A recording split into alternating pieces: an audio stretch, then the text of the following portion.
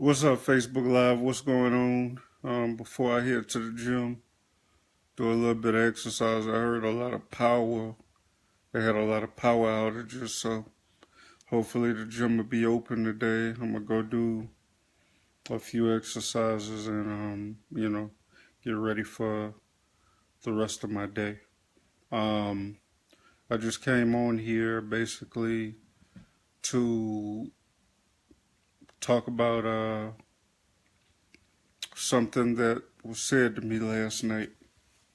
My brother, of course, John, came to my event last night, and I greatly appreciate it because most of the people that I've grown up with throughout the years have found it real hard, just like my blood, my cousins and aunts and uncles have found it real hard to support me because basically they don't see the growth, or they have no idea of what direction God is putting me in.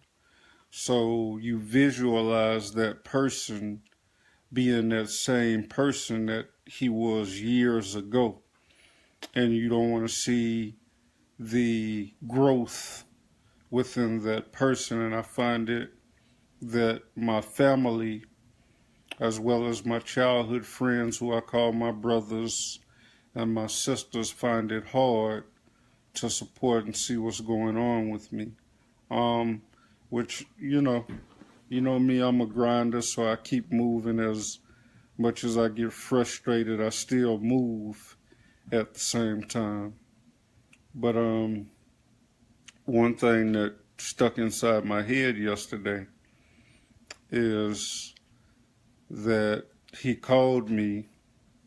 He called me about a bunch of nonsense, but but at the end of the day, he told me to shut up and just listen to him. And he got a little bit of emotions behind him, and he cried. And he said, I'm proud of you. He was like, I'm very proud of you. I know everything that you went through, since 2013. And, I see what you're doing now. And one day I wish to be in the same shoes that you're in.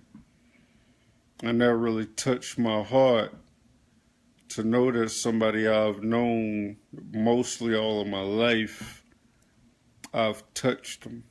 As much as I've ran my mouth, we went through so much, stayed laid in the same bed, wore the same clothes growing up, fought, fell out months and months throughout since 1987. Spent the night at each. There wasn't a weekend that went by that we wasn't together outside of school. I mean, every weekend, Monday, Friday through Sunday, we was together. Summertime, every day together, unless he was in D.C. But to sit there, we worked together. So for him to sit there and say, like, how much he's proud of me and he's seen me grow, that really touched me. Because I've been through so much, especially with women. I grew up in a double parent home. And I think the effects of my parents wasn't very affectionate. So it was kind of hard, seeing the difference within women. And mama grew up with a lot of men. She grew up with a lot of men. She had 3 brothers and a father and only 1 sister. And she was the oldest daughter. So, she had a little bit of tomboyish in her. She was a woman, but she knew how to relate to men. And I think that's why her marriage lasted, because she still has a very close relationship with her brother. She's with her brother here, who's here in Charlotte every day. There ain't a day that goes by that my mom don't see her brother, who's about 15 or 20 minutes away. So as far as that female uh what is it, visual, I see it, but I didn't see the affection. So growing up, it was hard for me to identify what was real from a woman, how a woman really operates. I didn't know the difference between somebody who was, and then I grew up in private school. I grew up in Christian school, which was a very small environment, very little African American girls. Probably the ratio as far as African American girls was like 5 to 100. And within that environment, it was hard because it was close niche for a Caucasian girl to get connected to an African American male. So, I had it hard as far as, I didn't have it hard, but it was kind of, I had to go outside to build a relationship, um, with somebody outside of the school instead of dealing with a relationship inside of the school. So, growing, as I got older, I met these women and didn't know the difference in basically how I should be treated as a male. Yeah, I got it from my parents, but it's another generation. I saw the way mama treated daddy and the way daddy treated mama, the ups and downs, rounds and rounds, the arguments.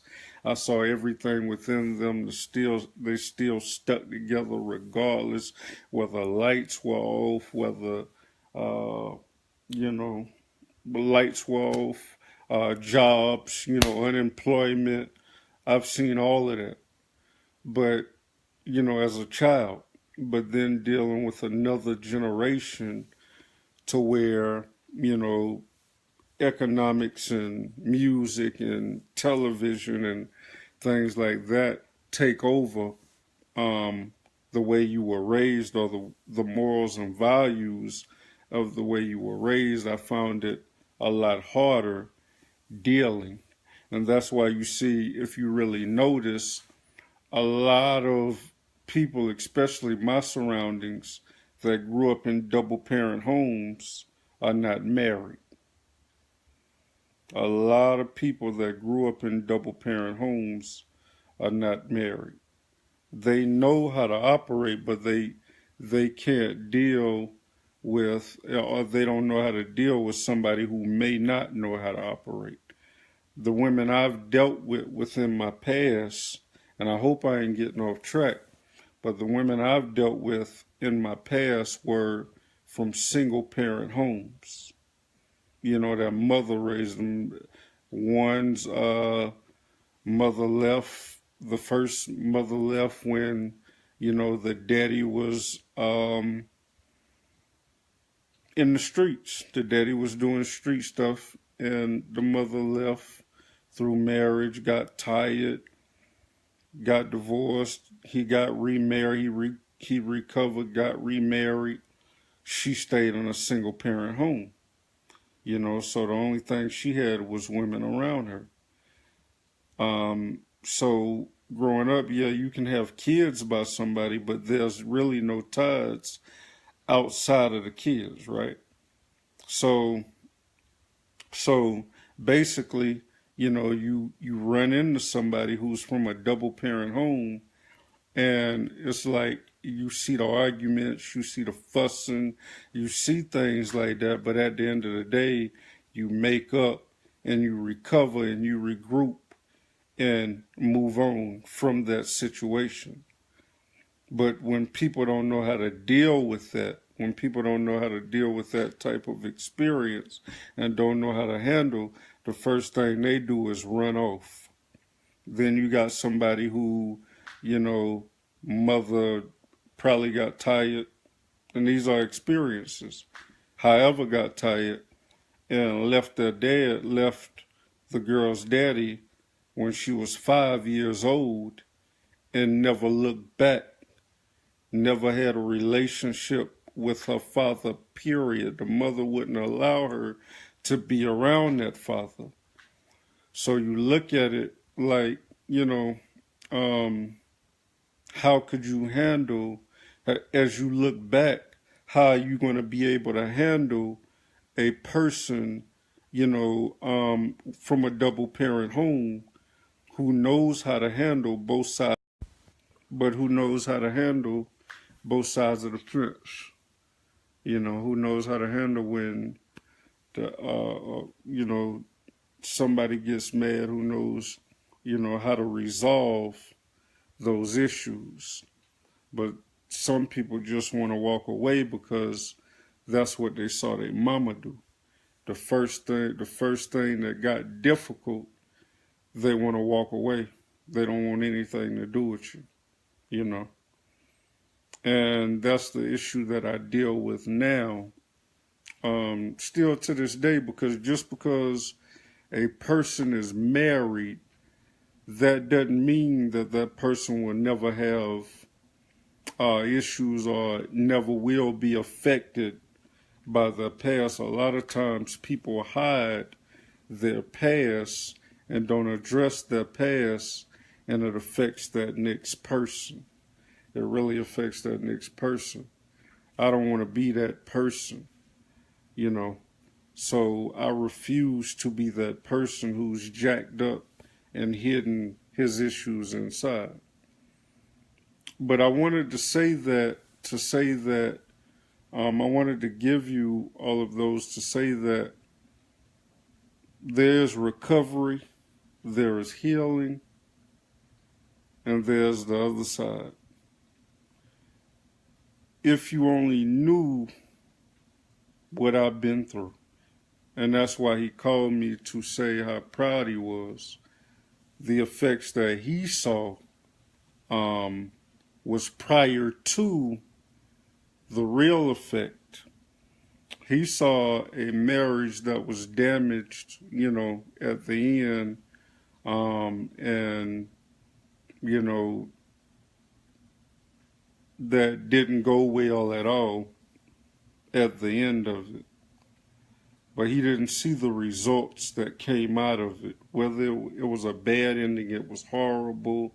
You would ever think somebody that been through what I've been through within the marriage would think they'd never be in a relationship again, never trust a woman again, that type of thing. And then you run into somebody who was there for you, who listened. We argued a lot, but, at the end of the day, like, that person was around you every day, talking on the phone, physical, we'd hang out every day, movies every Monday, that type of thing. Like, we hung out every day. Seemed like wasn't a day went by that we didn't see each other. And all of a sudden, she talks you into filing for a divorce, talks you, argue everything. We can't do this, we can't do that. This is what I want to do. If you don't have a divorce by this certain time, I'm leaving, that type of thing. And, just cuts you and no remorse. It's like that dude who shot them 15 people and just shot them and didn't even care. But the thing about it is that dude couldn't take what he did. This woman is taking what she did like every day and not even looking back, even thinking about it. And, you would think that, going through what I went through, that there would be no comeback. But God said differently. God said very differently, like, when you ask for something, be careful what you ask for. because you're going to get what you ask for. It might not be the way that you look, the way that you want it to look, might not be the way that you want it to be, but I'm going to give you what you need. And I couldn't fight that. I could not argue with that. Because most people that have been through what I've been through, from, somebody just, just bypassing the marriage, to leading into somebody that you really fell for and you really thought was there for you and had a good will for you, and just dropped you. Maybe because of what her friends were saying, maybe because of what her counselors were saying. All of these things, and just drop you out of nowhere. How the world you end up getting married again? Going back to back like that. Because one thing Judy said was, I can handle you. I can handle your pain. I can take in your pain. One thing that Judy said was, I could love you like they didn't know how. Judy came from a double parent home, which helps a whole lot. We talked to somebody the other day who said they would never date anybody from a single parent home. They would never date a woman from a single parent home because that woman didn't know how to treat that man. So I say that to say this. Everything that you do, make sure you put it in God's hands. Somebody might drop you today, but it ain't the end of the world. Your destination deserves isolation, or however it's said. But at the end of the day, when they dropped you for a reason, and it's not necessarily them. It's not always them. A lot of times they don't know what to do. A lot of times they don't know how to handle it. But a lot of times God will remove people out of your life in order for you to grow. Now, it might not be it might be a bad situation. It might be a horrible outlook. But at the end of the day, it's for your growth. Because you wasn't moving with that person. So that's how I knew it wasn't the end of the world for me, and I was going to regroup and get married again. Because with those past people, I wasn't growing. Even within the marriage, I wasn't living my dream. I wasn't living my vision. And it wasn't because, I'm going to say something. Honestly, it wasn't because Katera basically didn't support me. No. It's basically because she didn't know how to support me. She didn't know. So I don't put that on her. She just didn't know how to, have my back with my dreams and supply my needs, because when you're under different instructions or different construction, you don't know how to build another house when you haven't worked on a house, or you haven't practiced or seen anybody work on a house. Then you run into somebody who only wanted you to do their vision, wanted you to go back to school, wanted you to get out of being a janitor, wanted to create you within their own image. You run into things like that, wanted to create you, and you doing it just because you're trying to be with that woman. And they just drop you and never look back.